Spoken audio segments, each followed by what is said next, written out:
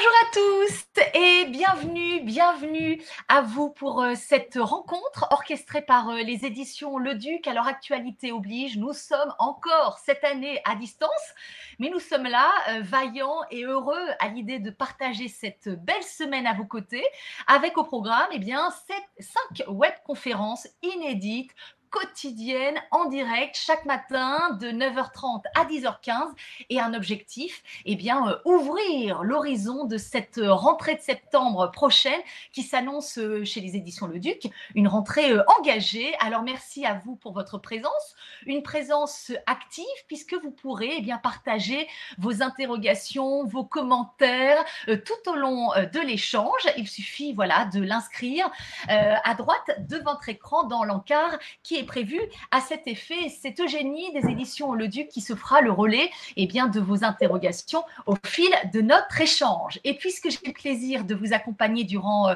ce début de matinée, je me présente à vous, je suis Charlotte Savreux, je suis journaliste et ravie d'être là parmi vous ce matin. Alors, vous êtes prêts?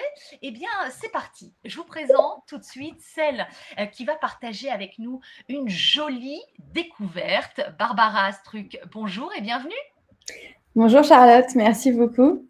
Alors, je vais vous présenter, vous êtes directrice éditoriale santé, bien-être, parentalité, écologie aux éditions Le Duc, et vous avez racheté les droits d'un livre qui est outre-Atlantique, on va se le dire, un best-seller, et pas seulement, puisqu'il est également présent dans 16 autres pays. Son auteur est une journaliste scientifique américaine, Michaeline Doucleff. Son titre, Hunt-Gazer Parent. Et vous sortez le 24 août prochain sa traduction française, Chasseurs, cueilleurs, parents. Et on va le dire, c'est un livre événement sur l'éducation dont on va entendre beaucoup parler, tant il vient bousculer nos croyances éducatives occidentales. Alors, ce que je vous propose pour commencer, c'est déjà de nous dire en quoi ce livre vous a, interpellé au point de vouloir le traduire et de vouloir le porter à la connaissance des lecteurs francophones. En quoi son message est, on va dire, novateur, parce que là, on est vraiment sur un livre qui est une petite révolution dans le secteur de l'éducation. Oui, tout à fait. C'est effectivement un ouvrage qui fait partie de ces jolis moments de la vie d'un éditeur. Ça a été pour nous un vrai coup de cœur intellectuel.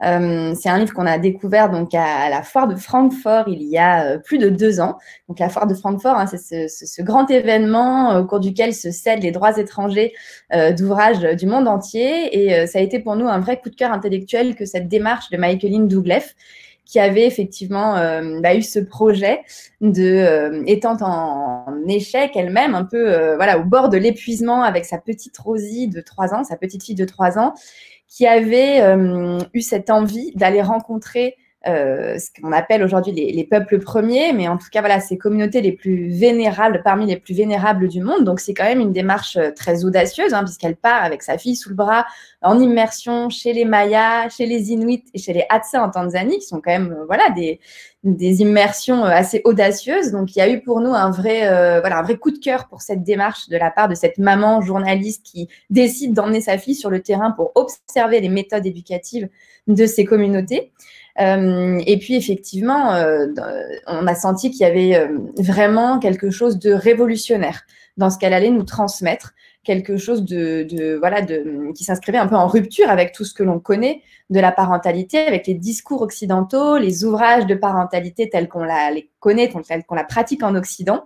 Et c'est, pour nous, ça fait aussi partie de notre mission d'éditeur. Et il y a des moments où on a l'impression d'être parfaitement aligné avec notre mission d'éditeur. C'est vrai que chez Le Duc, notre devise, c'est de publier des ouvrages pour mieux vivre.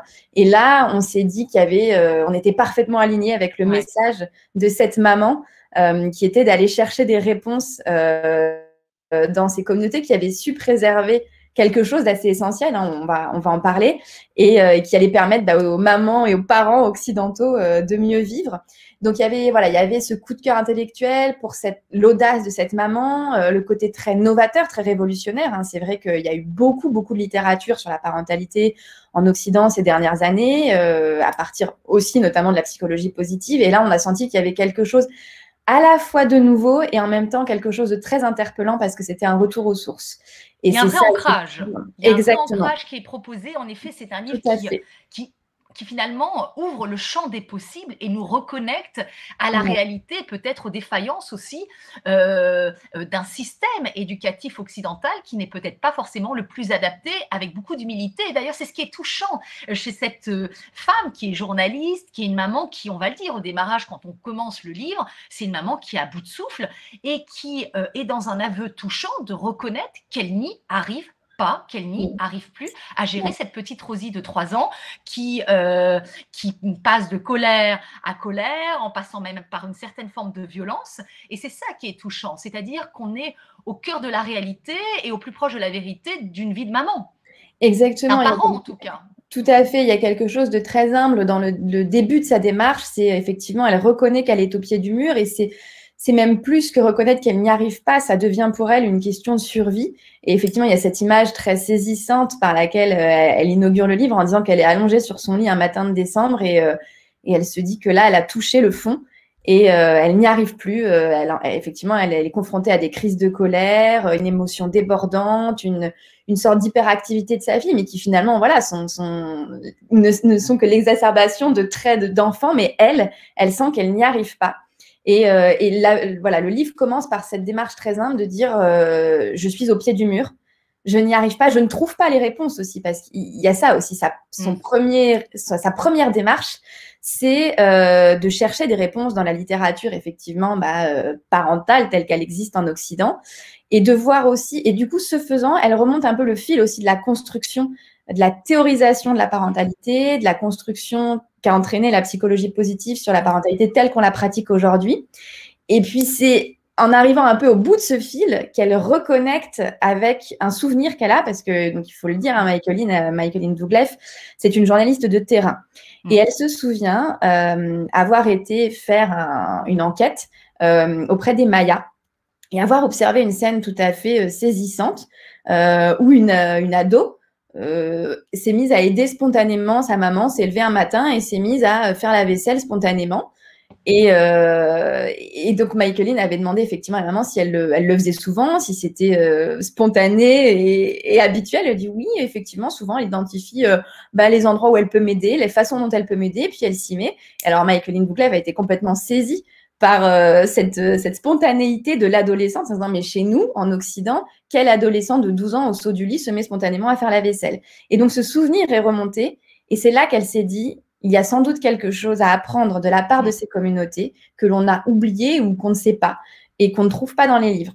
Et effectivement, en remontant le fil de la théorisation de la parentalité, elle met aussi le doigt sur ce qui peut être un peu les sources de nos défaillances.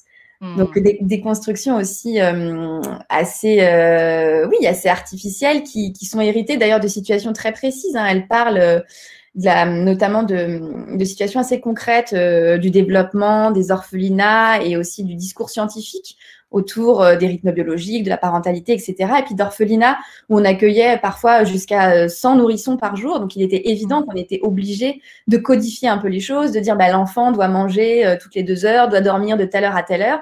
Et que c'est à partir de là, de ces moments clés-là, que c'est mise aussi à se construire un peu la parentalité telle qu'on la pense aujourd'hui avec ces schémas qui en fait génèrent de l'anxiété chez les parents parce que on a effectivement l'impression qu'il faut du coup absolument coller au schéma et en fait il est assez logique qu'on n'y arrive pas puisqu'il n'y a pas vraiment il y a pas grand chose de naturel dans ces schémas-là, donc ça génère de l'anxiété, donc ça génère du conflit.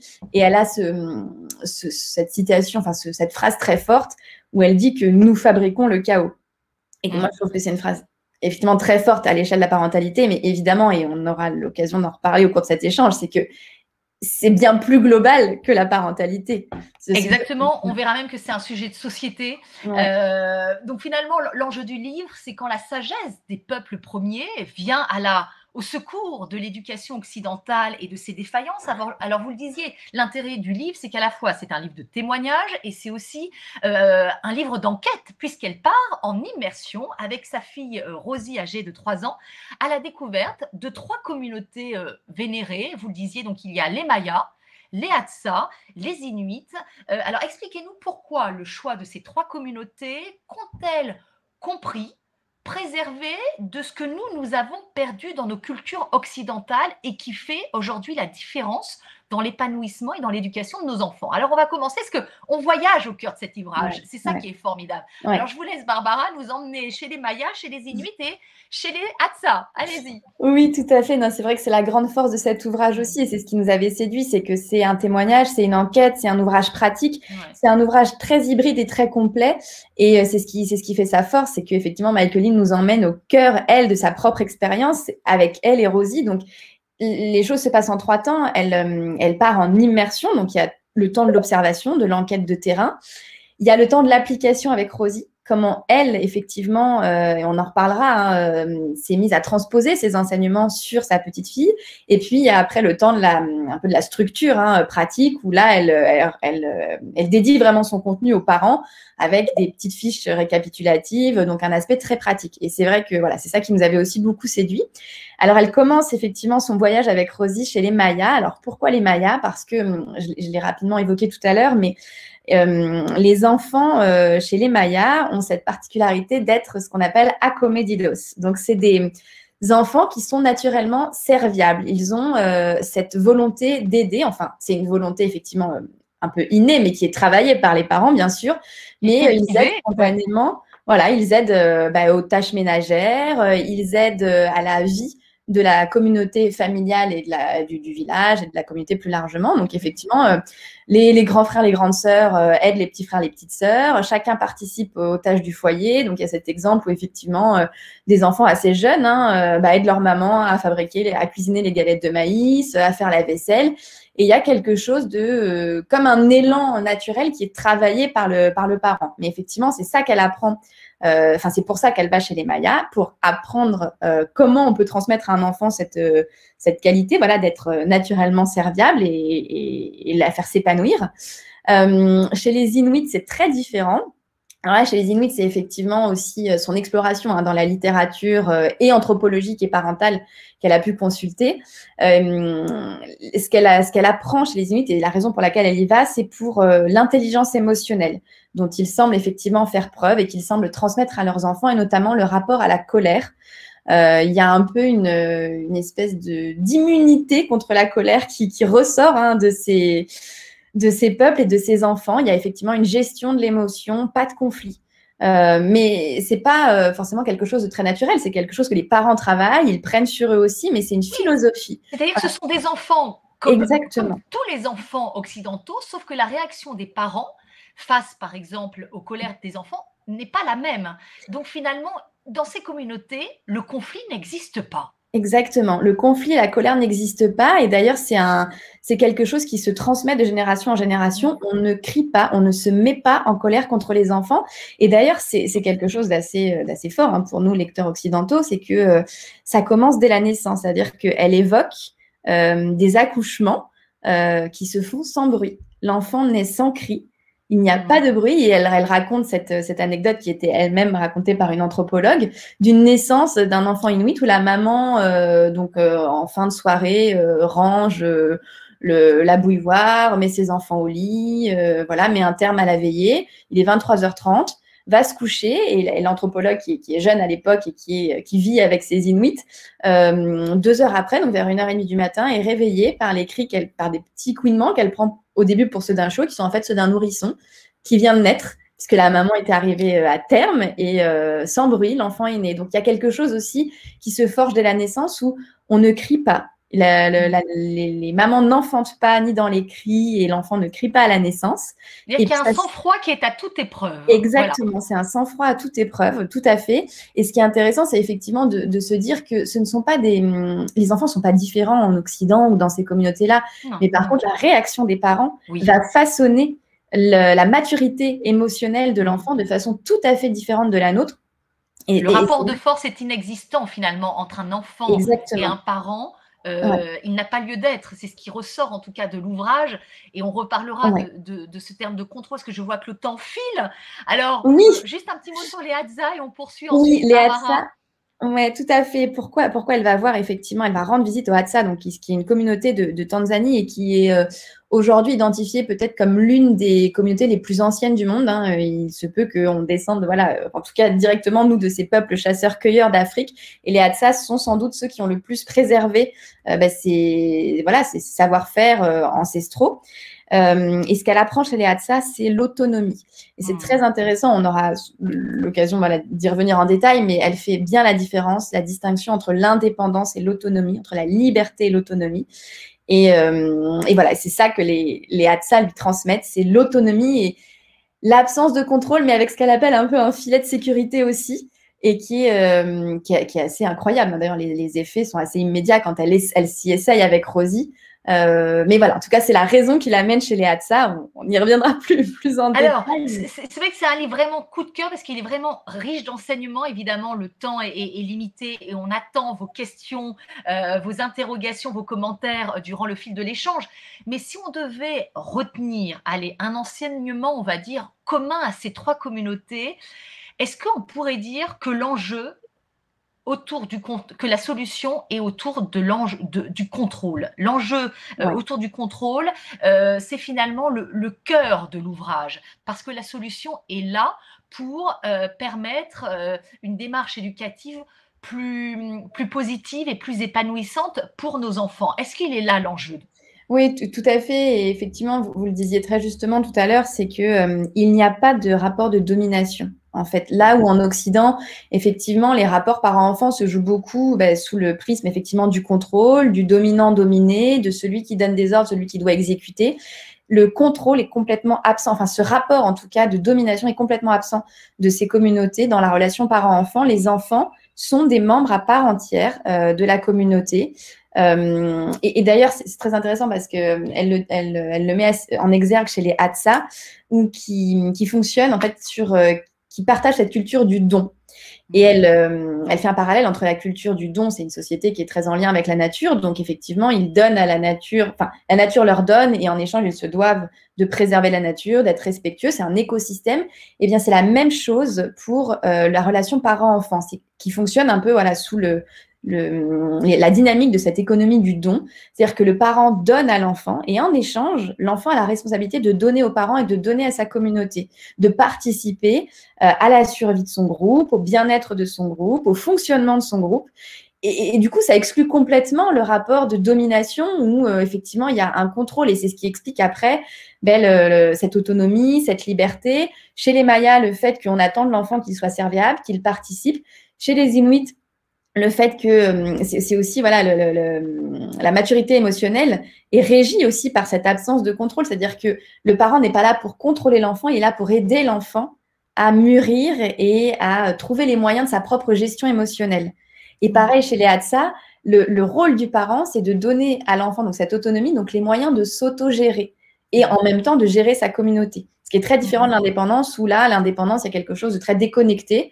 Une personne indépendante, un enfant indépendant serait déconnecté de son groupe, vit selon ses besoins, sans se soucier de ceux des autres. Ce qui est très différent chez les Hadza de l'autonomie, où on apprend à l'enfant à se gérer tout seul, mais à gérer sa communauté tout seul. Et il y a cet exemple très, très frappant de cette petite fille, la Belly, qui a 5 ou 6 ans, que Michaeline voit pour la première fois traverser la steppe avec un bébé sur le dos.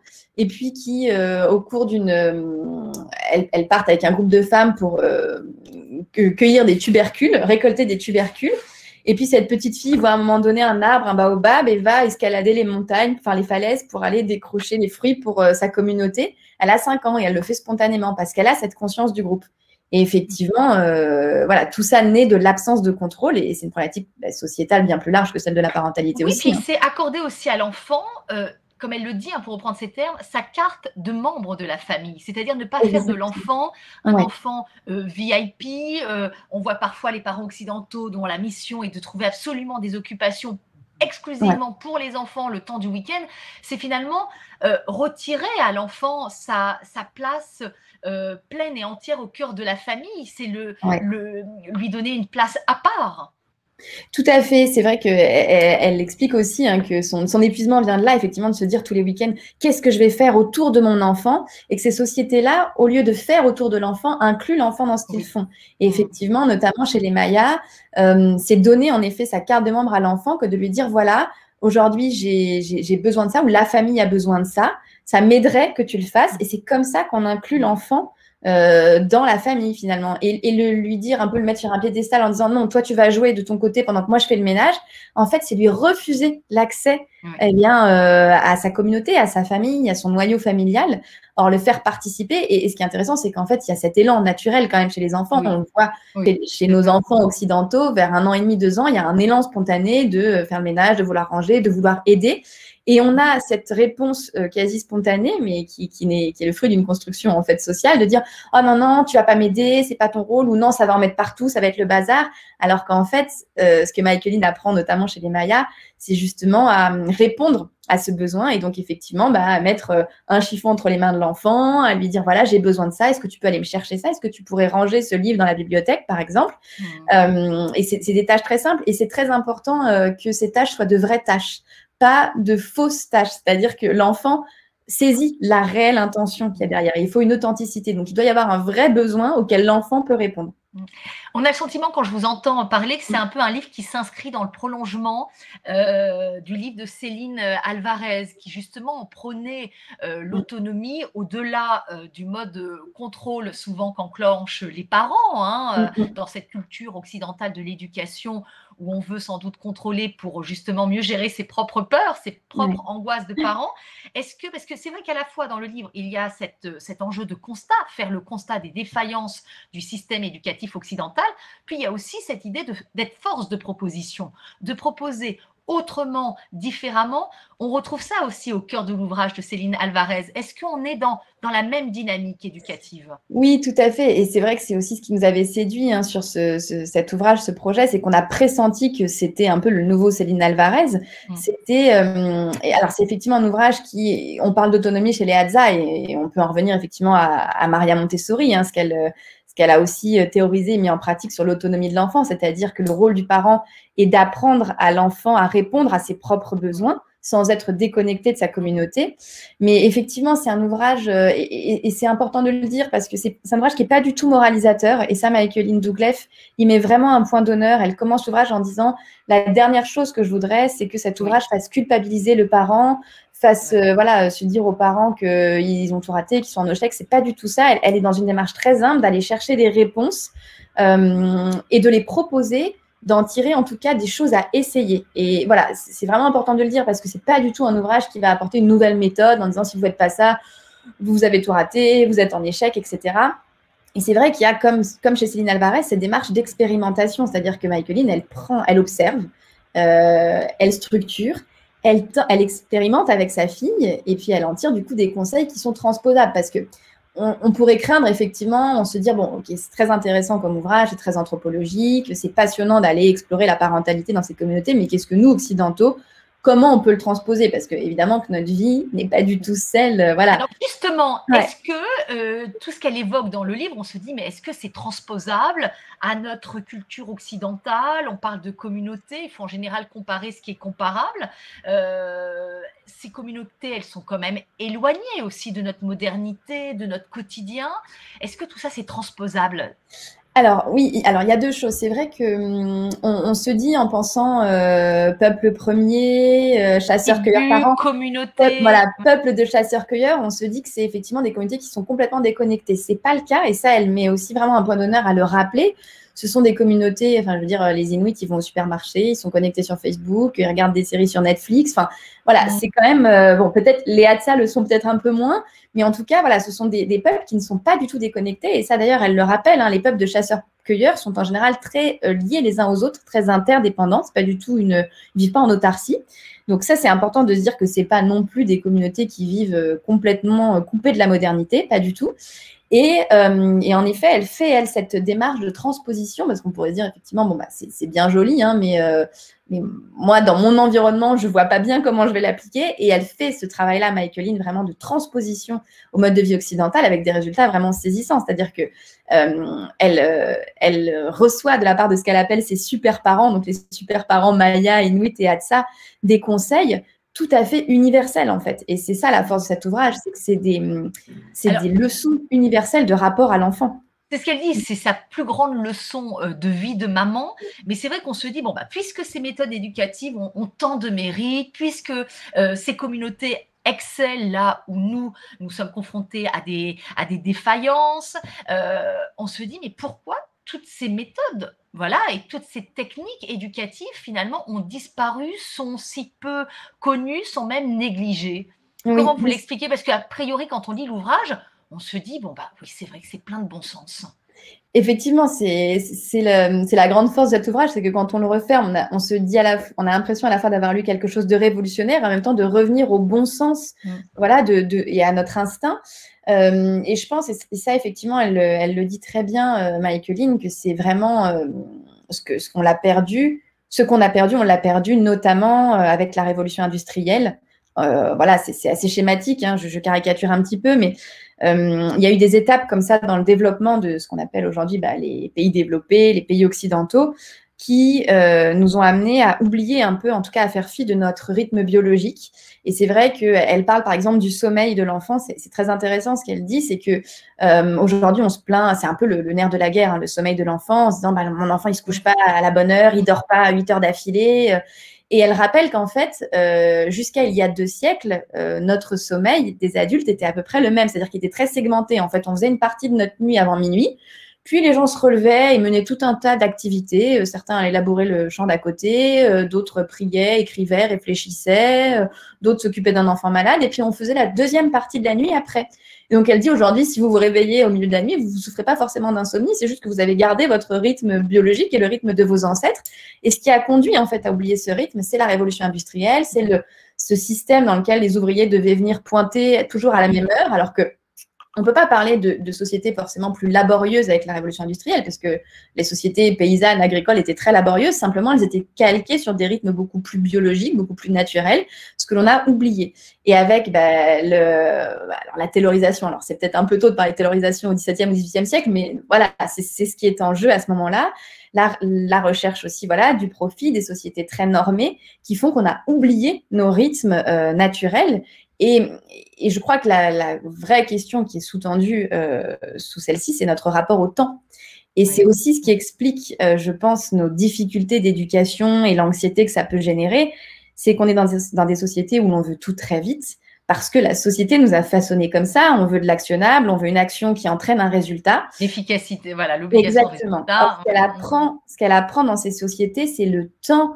Voilà, un enfant, c'est comme un fruit qui doit mûrir. Et effectivement, ça va être des comportements qui vont peut-être pas avoir un effet immédiat, mais qui, au bout de 3, 4 fois, voire des années, vont avoir un effet. Et ça, je crois que c'est quelque chose que l'on n'accepte plus trop dans nos sociétés, le temps long, qui d'ailleurs est un peu la réponse à aussi beaucoup de nos maux, hein, mais ce rapport au temps long que l'on a oublié dans des sociétés de l'immédiateté, qui explique voilà, beaucoup de nos défaillances, je pense, et qu'elle retrouve chez ces sociétés-là. Voilà, ou comment laisser justement maturer. C'est là où on se dit qu'au-delà d'être un sujet d'éducation, voilà, on est surtout sur un sujet quand même de société, c'est-à-dire qu'elle fait le constat quand même d'une défaillance de ce système occidental. Hein. Elle donne ces chiffres, plus de 60% des étudiants en premier cycle se disent se sentir submergés par l'anxiété. La génération Z, les enfants nés entre les années 1990 et le début des années 2000, est la génération la plus solitaire depuis des décennies. Bref, des enfants et adolescents occidentaux qui grandissent en se sentant de plus en plus seuls, de plus en plus anxieux, de plus en plus déprimés. C'est quand même aussi la réalité d'un système éducatif qu'on a le sentiment qui est arrivé un peu à bout de souffle. Est-ce qu'on est aujourd'hui sur un sujet de société à prendre à bras le corps, parce qu'un sujet d'avenir pour notre civilisation aussi? Oui, tout à fait. Et effectivement, vous parlez des enfants, de ces conséquences, de ces constats que l'on fait sur voilà, ces premières années de vie qui vont avoir des répercussions sur l'adolescence et les jeunes adultes. Mais il faut aussi parler des parents, parce qu'on est dans des sociétés où se multiplient les burn-out parentaux, des parents qui sont vraiment en détresse, comme elle l'est d'ailleurs au début de l'ouvrage, hein, elle-même, Michaeline. C'est pour ça que c'est un livre qui n'est pas culpabilisant. Exactement. Parce qu'elle reconnaît elle-même. Ouais. Tout à fait. Il y a effectivement une identification avec beaucoup d'humilité. Et c'est vrai qu'il y a un vrai… Voilà, c'est un livre qui fait écho à des questions sociétales de façon beaucoup plus large. Donc, on parlait du rapport au temps, de l'immédiateté. Mais effectivement, il y a aussi, je pense qu'il faut parler des parents qui se sont retrouvés par l'évolution de nos sociétés très seuls. Et ça, c'est assez passionnant. Elle explique que finalement, la solitude des parents trouve ses racines au Moyen-Âge.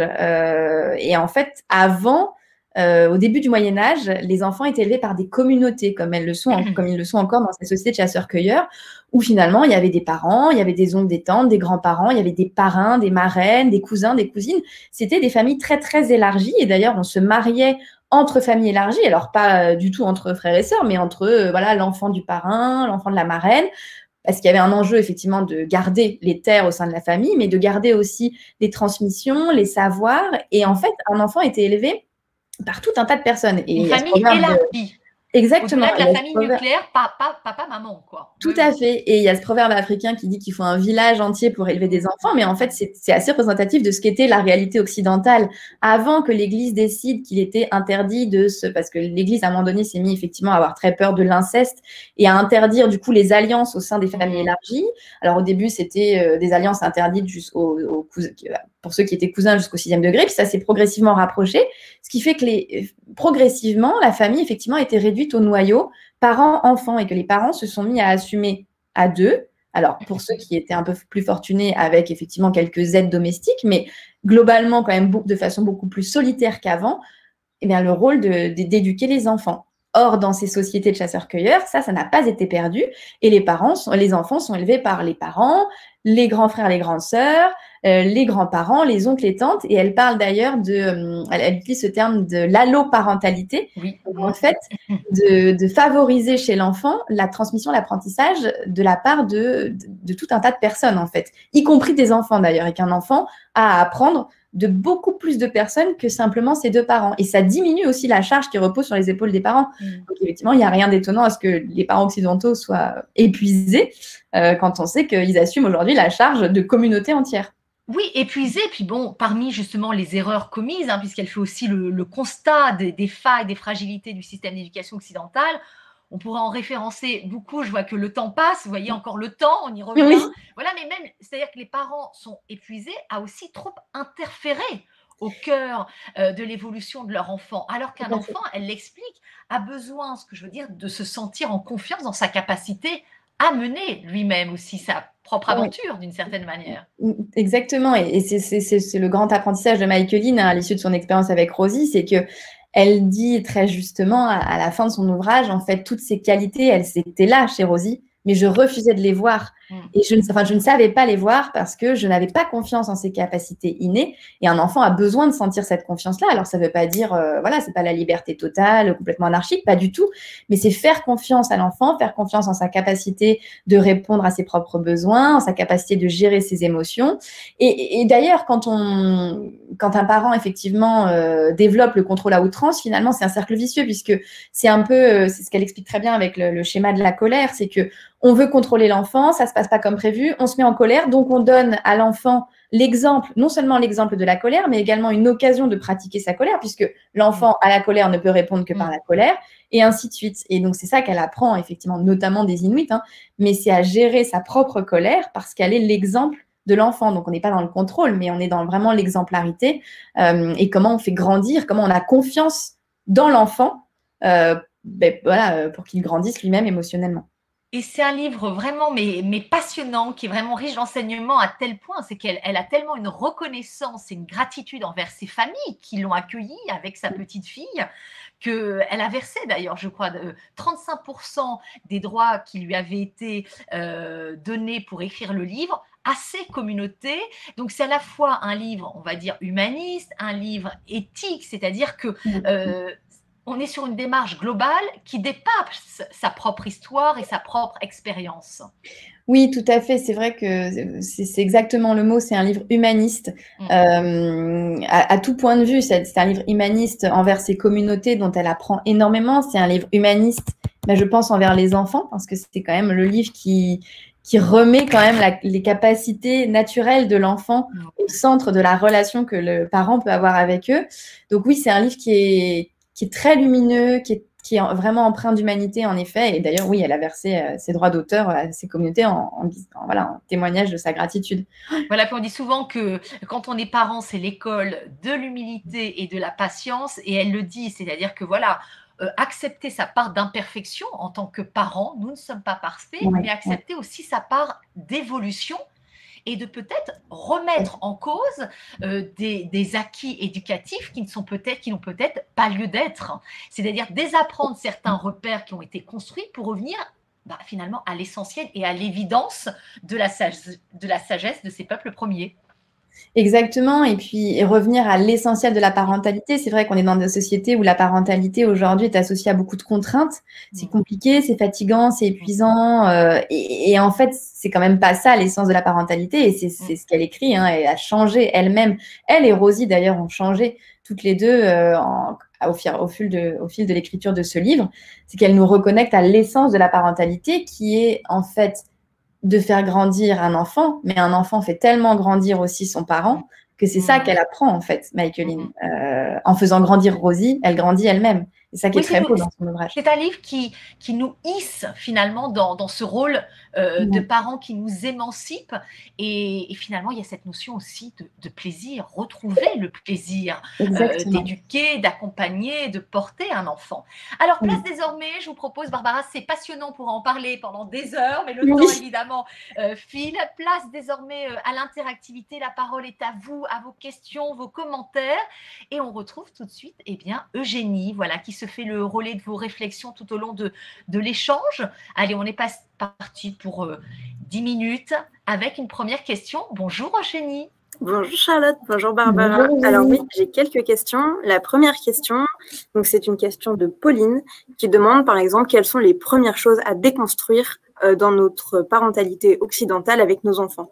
À la suite de ce livre, quelles sont les premières choses à faire? Il y a plein de choses à faire. En fait, je pense que chacun va pouvoir s'approprier aussi l'ouvrage selon, évidemment, son enfant, sa situation, son contexte. Mais il y a plein d'enseignements. Si moi, je devais en retenir effectivement certains, il y a effectivement la première question qui est celle de la gestion des émotions, notamment de la colère.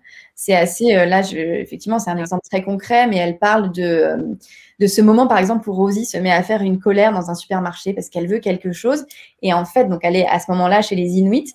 Et chez les Inuits, la colère est un non-événement. C'est-à-dire que le parent, alors, prend sur lui. Elle voit parfois des parents Inuits prendre vraiment sur eux pour rester très calmes, mais ils ne donnent pas dans le jeu de l'enfant. Donc, il n'y a pas de surenchère, d'escalade. Et d'ailleurs, il y a une maman Inuit qui lui donne ce conseil en disant, si tu vois que tu n'arrives pas à prendre sur toi et à gérer ta colère, tu te détournes. Tu t'en vas, tu t'éloignes, tu changes de pièce ou tu tournes le dos à ton enfant. Exactement. Elle le dit d'ailleurs, le terme. C'est le terme qui est utilisé. Et l'indifférence, d'ailleurs, a aussi un autre… Donc, voilà, elle ignore, elle ne réagit pas à la colère. Donc, en fait, en 15 secondes, la colère de l'enfant s'apaise. Et c'est un non-événement pour lui aussi, puisqu'il voit que ça n'est pas une solution de dialogue. Et effectivement, il utilise aussi beaucoup l'indifférence en cas de mauvais comportement de l'enfant, pour faire comprendre à l'enfant que ce n'est pas une façon de se comporter, ce n'est pas une façon de demander quelque chose. Donc, elle prend l'exemple de Rosie, qui est dans une maison avec… une famille inuite et qui demande à la maman inuite de dire est-ce que tu peux regarder ce que je suis en train de faire? Mais regarde. Et en fait, la maman la regarde, mais regarde un tout petit peu au-dessus d'elle, très loin, et l'ignore complètement. Et c'est sa façon à elle de lui faire comprendre que ce n'est pas une façon de demander, d'interrompre la communication entre les adultes. Et du coup, Rosie change complètement d'attitude. Et les rapports se passent très différemment. Un autre… Oui, il y a cette phrase qu'elle dit, ça ne se fait pas. C'est-à-dire qu'on ne rentre pas dans une discussion. C'est-à-dire, c'est vraiment cut. C'est-à-dire, sa phrase, c'est ça ne se fait pas, il n'y a pas de conflit et on passe tout de suite à autre chose. C'est un non-événement, comme vous le disiez, Barbara. C'est vraiment, c'est vrai que ce livre, vraiment, c'est un coup de cœur. On commence par lui cette semaine, mais vraiment, voilà, c'est formidable qu'on soit parent ou pas d'ailleurs. Oui, parce qu'il y a des choses aussi très faciles à mettre en œuvre. Le rapport aussi aux autres face à la colère, le rapport de force, c'est très intéressant. Tout à fait. Et elle explique aussi, là je reviens encore sur le sujet de la colère, mais que c'est important pour le parent de ne pas créer les conditions, le contexte de la colère. Donc il y a cet exemple où Rosie et notre petite fille sont en train de jouer, il y a un thé brûlant sur la table et puis à un moment donné, évidemment elle joue, elle s'agite et le thé est renversé. Et là, Michaeline note que personne ne bouge, personne ne fait « Oh, c'est la catastrophe !» Voilà, personne ne s'alarme, juste la maman inuite va chercher un torchon, essuie et dit juste « Le thé n'était pas au bon endroit ».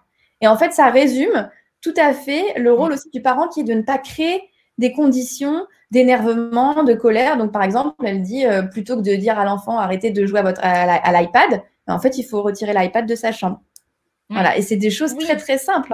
Et c'est vraiment ça l'idée même de ne pas surréagir aussi bien sur une situation négative que même positive. Elle le dit d'ailleurs dans l'ouvrage, c'est que sur une situation plutôt favorable pour l'enfant, souvent nous on a tendance à en faire des tonnes, à le survaloriser. Comme par exemple avec les compliments.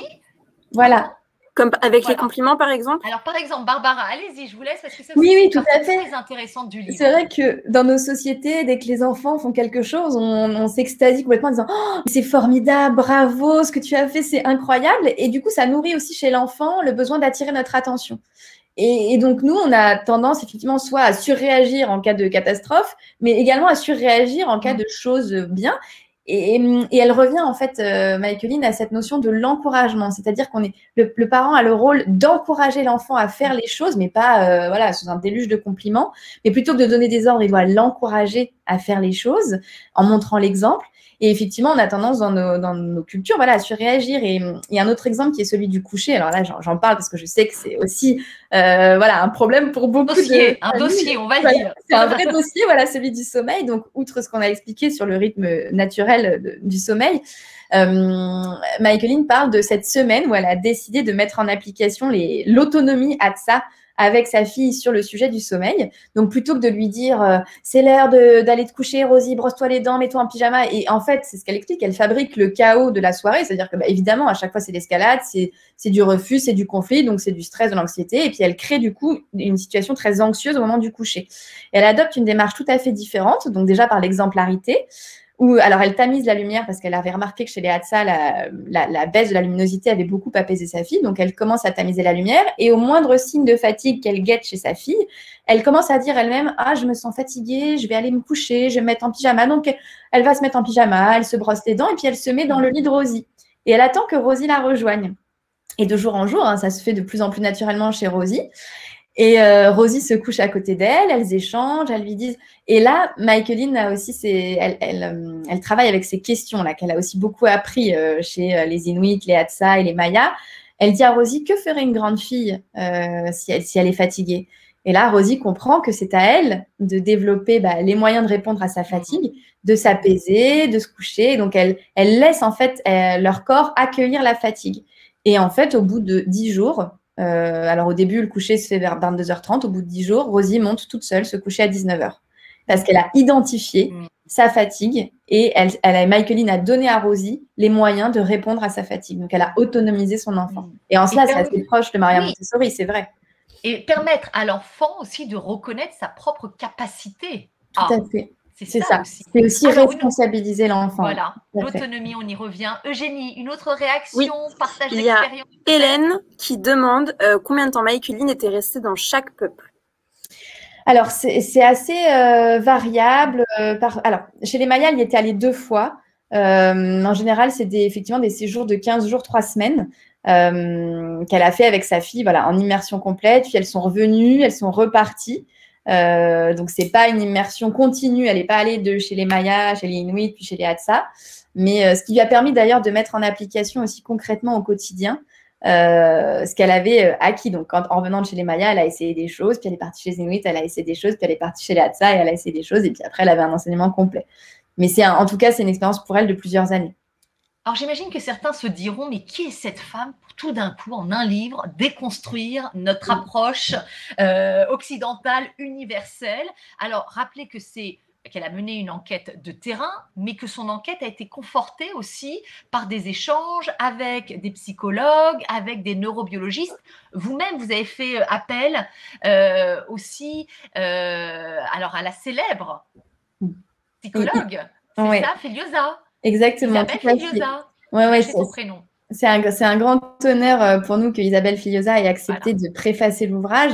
Effectivement, c'est aussi pour ça que j'ai un peu envie de parler d'ouvrage magique, parce que chaque personne qui a lu cet ouvrage a été absolument conquise, voilà, subjuguée par ce qui en ressortait. Et c'est vrai que c'est pas, voilà, Michaeline, elle s'est entretenue avec des neurobiologistes, des psychologues, des scientifiques qui ont validé à chaque fois ce qu'elle avait observé, en tout cas qui ont construit et expliqué pourquoi ça avait un impact, à quel point ça avait un impact sur le développement de l'enfant, sur sa santé mentale, etc. Et effectivement, Isabelle Fillosa a trouvé cet ouvrage absolument extraordinaire, à tel point qu'elle a accepté de le préfacer et d'être aussi l'ambassadrice du message de Michaeline en France. Et on la remercie beaucoup pour ça, parce que c'est vrai que pour nous, ça a été aussi la caution ultime de cet ouvrage, qui est à la fois une enquête de terrain, mais une enquête ensuite validée par des scientifiques, des professionnels de l'enfance, mais pas que, et qui ont permis aussi à Michaeline de conforter aussi, parce qu'elle-même a été aussi désarmée que nous, désarçonnée que nous, quand elle s'est rendue compte que finalement la première des choses à laquelle la confrontaient ces sociétés-là, c'était la bizarrerie de nos sociétés, donc le cheminement de déconstruction et ensuite de validation scientifique. Voilà, vous parlez de cheminement, et ce livre, c'est finalement, on part pour un grand voyage. On sait qu'être parent, c'est un grand voyage, et elle nous emmène justement avec une manière d'ouvrir l'horizon, d'être force de proposition.